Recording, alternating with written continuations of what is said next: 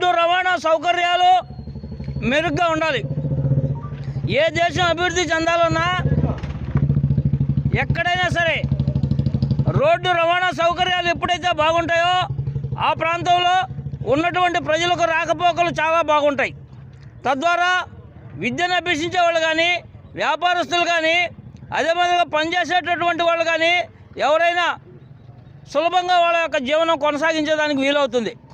ఇవాళ కాంగ్రెస్ పార్టీ అధికారం కోల్పోయి 10 ఏళ్ళు పూర్తయి 11వ సంవత్సరం జరుగుతూ ఉన్నా మేము వేసినటువంటి రోడ్డు తప్ప, ఈ కాంగ్రెస్ పార్టీ తరఫున వేసినటువంటి రోడ్లు తప్ప తెలుగుదేశం ప్రభుత్వం గతంలో కానీ, గత వైసీపీ ప్రభుత్వం 5 సంవత్సరాలు కానీ, మరలా ఇప్పుడు 1.5 సంవత్సరం పూర్తి అయిపోయి సంవత్సరం 8 నెలలు అయినప్పటికీ ఎక్కడ గంటెడు మట్టి వేయలేదు ఈ చంద్రబాబు నాయుడు గారు.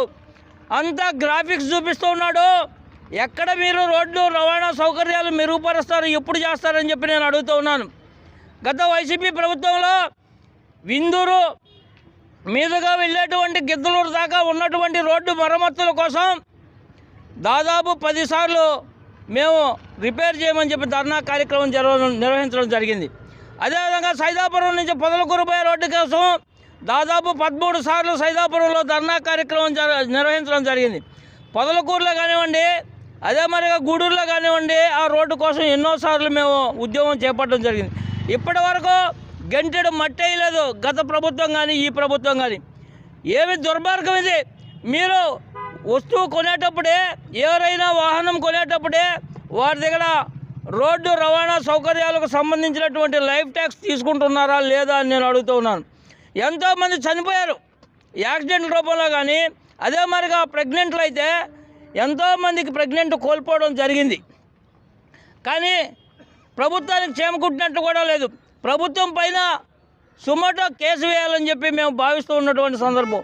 ఎందుకు మీరు రోడ్డు రవాణా సౌకర్యాలు కల్పించలేకపోతున్నారని నేను అడుగుతున్నాను.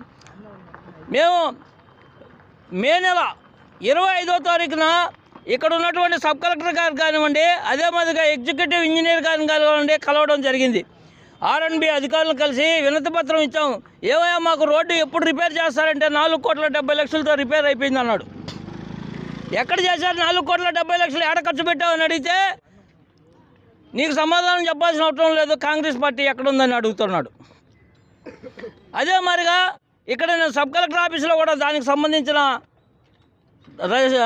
అర్జీ ఇవ్వడం జరిగింది. కానీ ఎటువంటి చర్యలు చేపట్టకపోగా కలెక్టర్ దగ్గర మేము మళ్ళా దాన్ని అర్జీ ఇచ్చి దీని మీద విజిలెన్స్ నివేదిక ఇవ్వండి, విజిలెన్స్ ఏర్పాటు చేయండి, అదే మరిగా క్వాలిటీ కంట్రోల్లను కూడా పంపించండి, ఎక్కడ రోడ్డు వేశారు అని చెప్పి నేను అడిగితే 2,53,00,000కి బిల్ చేసుకొని వచ్చాము. వాళ్ళు కంటెంప్ట్కి పోతానంటున్నారు, నువ్వు సంతకం పెట్టి గ్రీవెన్స్లో వెనక్కి తీసుకోమని చెప్పి నన్ను కాలేజీకి వచ్చి బెదిరించడం జరిగింది. ఇక్కడ R&B అధికారులు DE గారు కానివ్వండి, JE గారు కానివ్వండి, వాళ్ళ తరఫున ఒక 5-6 మంది వచ్చి మీరు వాపసు తీసుకుంటారు లేదా అని నన్నే బెదిరించడం జరిగింది.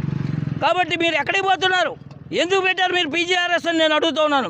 నేను అర్జీ ఇచ్చినప్పుడు దానిపైన సమాధానం ఇవ్వకుండా నా ఆఫీస్కి వచ్చి నన్ను బెదిరించేది ఏంది?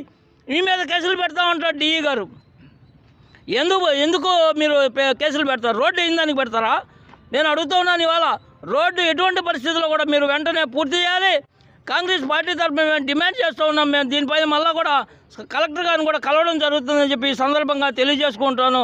వెంటనే గూడూరు నుంచి పొదలకూరుకి విందూరు ద్వారా వెళ్ళేటువంటి రోడ్డు కానివ్వండి, అదే మాదిరిగా సైదాపురం నుంచి పొదలకూరు వెళ్ళేటువంటి రోడ్డు కానివ్వండి, అదే మాదిరిగా గూడూరు నుంచి వెంకటగిరి దాకా ఉన్నటువంటి రోడ్లు కానివ్వండి వెంటనే ప్రారంభించాలని చెప్పి కాంగ్రెస్ పార్టీ తరఫున నేను డిమాండ్ చేస్తూ ఉన్నాను. జై కాంగ్రెస్. చరిత్ర సృష్టించినోడు ఇప్పుడు ఆ చరిత్రని తిరగరాయబోతున్నాడు. అబద్ధాల గోడల్ని బద్దలు కొట్టి నిజాలను రాగా మీ ముందుంచబోతున్నాడు. నిజమైన వార్తల కోసం వెంటనే డౌన్లోడ్ చేసుకోండి రా యాప్ని.